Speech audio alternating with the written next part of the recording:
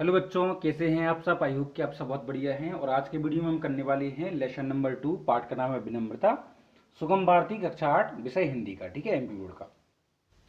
इससे पहले मैंने लेसन नंबर 1 करवा दिया है। आप डायरेक्ट प्ले लिस्ट पर जाएं तो वहां से आप जाकर चेक कर सकते हैं। ठीक है, आइए शुरू करते हैं।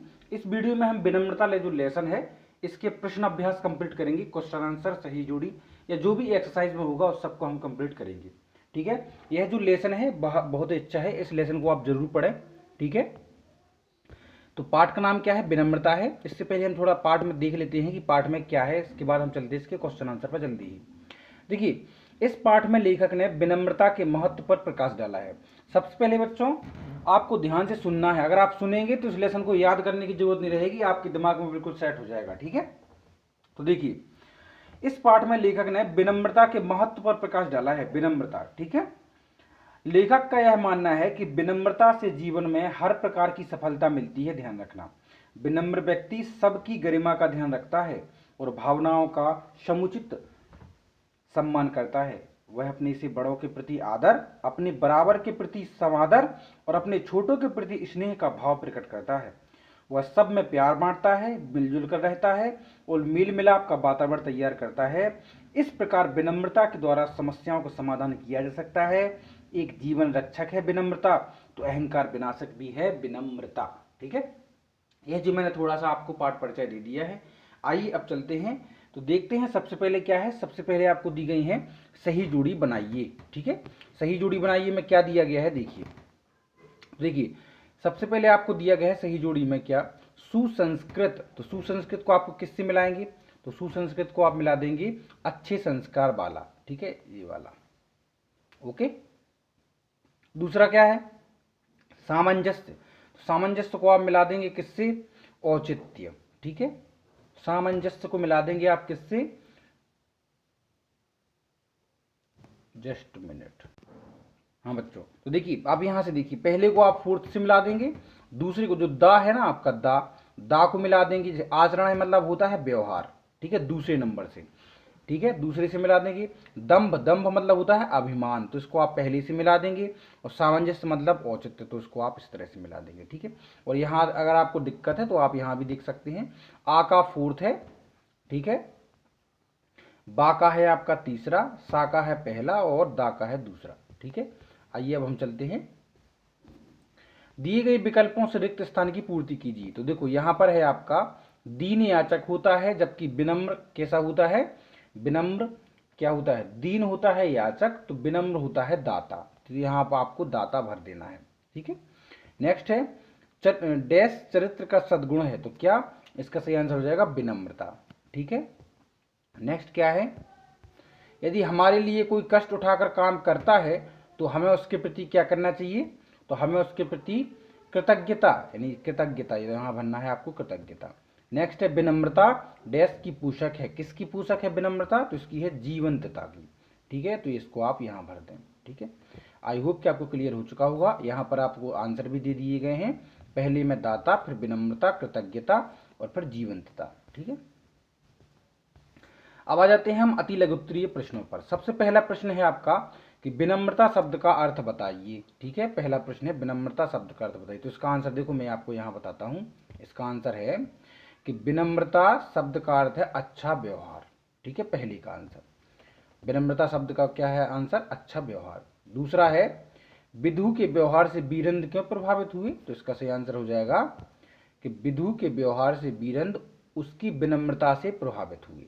ठीक है, नेक्स्ट क्या है आपका, बड़ों के बुलाने पर किस तरह का उत्तर देना चाहिए, तो इसका सही आंसर हो जाएगा बड़ों के बुलाने पर जी हाँ, जी आया, इस तरह का उत्तर देना चाहिए। ठीक है, नेक्स्ट है आपको सफलता की गारंटी किसे कहती है, तो सफलता की गारंटी विनम्रता को कहती है। ठीक है, तो 4 के आंसर हो गए आपके।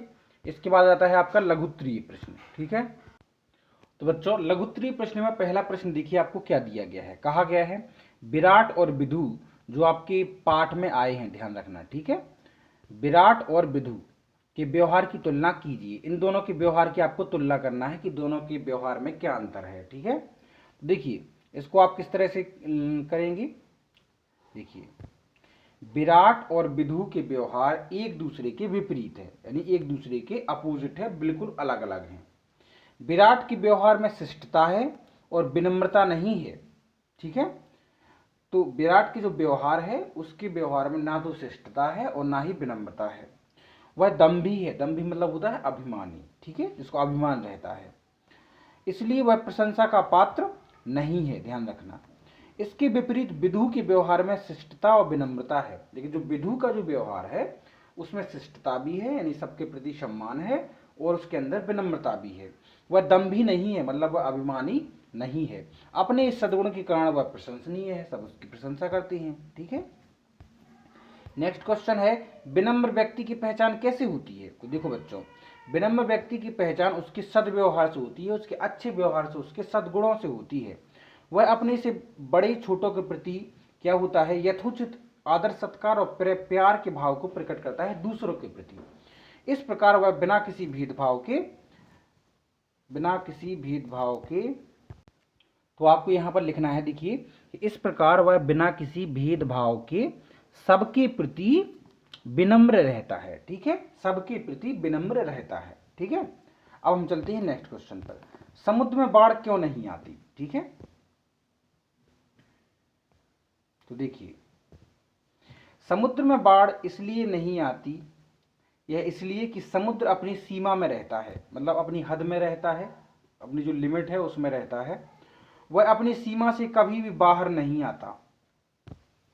इस प्रकार अपनी सीमा में ही वह रहकर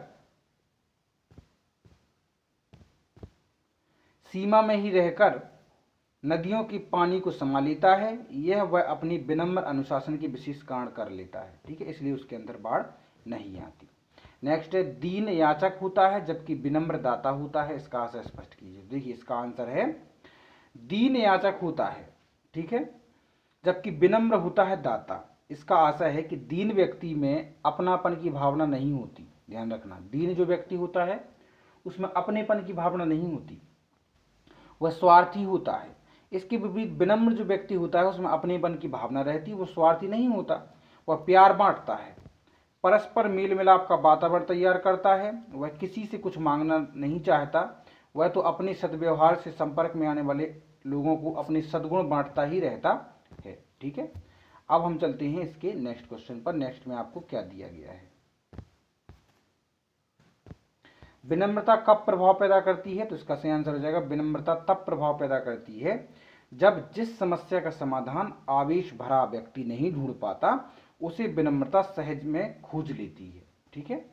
नेक्स्ट क्या है आपका क्वेश्चन, भाषा की बात, बोलिए और लिखिए, प्रतीक्षा, प्रशंसा, सुसंस्कृत, पृष्ठभूमि, सामंजस्य, जीवंतता। मतलब इनको बोलना है आपको, जैसा है वैसा ही लिख देना है, ठीक है। नेक्स्ट है, शुद्ध वर्तनी लिखिए, संक्षिप्त, मृदुल, विनम्रता। तो आपको सही लिखना है, तो इसका आप लिख देंगे, देखो सामने लिख देंगे आप, आमने सामने लिख देना। इसके सामने आप लिख देना संक्षिप्त लिखा है ना, इसके सामने लिख देना संक्षिप्त। फिर मृदुल, मर्दुल लिखा है ना तो मृदुल। विनम्रता लिखा है ना तो इसका मतलब विनम्रता। व्यक्तित्व, तो इसका आप लिख देंगे व्यक्तित्व। औपचारिकता, तो इसको औपचारिकता, ठीक है। इसको आप इस तरह से समान जमा सकते हैं। निम्नलिखित वाक्यों में से विशेषण और विशेष छांटकर लिखना है, ठीक है। तो विशेषण शब्दों की जो विशेषता बताते हैं उन्हें ही विशिष्ट कहते हैं। जैसे कि देखो इधर, आया शरारती लड़की है, ठीक है। तो देखो शरारती, शरारती, तो लड़की कैसी है, शरारती है, तो ये इस विशेष हो गया लड़की, जो शरारती है वो विशेषण हो गया, ठीक है। नेक्स्ट है आपका, आम कैसे हैं, मीठे हैं, तो जो आम की एक विशेषता है किसकी, मीठे होने की, ठीक है। व्यक्ति परिश्रमी है और टोपी लाल है, तो यहां पर आप देख सकते हैं कि यहां पर जो है, यहां पर आपके विशेषण हो गए और ये विशेष हो गए, ठीक है। नेक्स्ट है आपका, उदाहरण के अनुसार ता प्रत्यय लगाकर नए शब्द बनाइए। तो जैसे शिष्ट प्लस ता तो शिष्टता हो जाएगा, कृतज्ञ प्लस ता कृतज्ञता हो जाएगा, सहज प्लस ता सहजता हो जाएगा और आतुर प्लस ता आतुरता हो जाएगा, ठीक है। इस पाठ में सु उपसर्ग, तो प्रत्यय पीछे लगते हैं किसी भी मूल शब्द के, उपसर्ग जो है आगे लगते हैं, ध्यान रखना। तो सु उपसर्ग लगाकर आपको शब्द बनाने हैं। तो गंध में सु उपसर्ग है, सुगंध हो गया, ठीक है। नेक्स्ट है आपका सुपुत्र हो गया, सुफल, सुमुखी, सुसंस्कार और सुयोग। ठीक है, इसको आप इस तरह से कंप्लीट कर सकते हैं। निम्नलिखित शब्दों को उनके उचित विलोम से रेखा खींचिए। तो ठीक हो, आपको क्या करना है, मिलाना है। ठीक है, देखो आप यहाँ पर मिला सकते हैं। उचित का हो जाएगा अनुचित, औपचारिक का अनौपचारिक, उपेक्षा का उपेक्षा, सद्गुण का दुर्गुण, आदर का अनादर। इस तरह से आप इस चैप्टर को कंप्लीट कर सकते हैं। आई होप कि आपको क्लियर हो चुका होगा। वीडियो को लाइक करें और चैनल को सब्सक्राइब करें। मिलते हैं जल्दी ही नेक्स्ट वीडियो में, तब तक के लिए टेक केयर।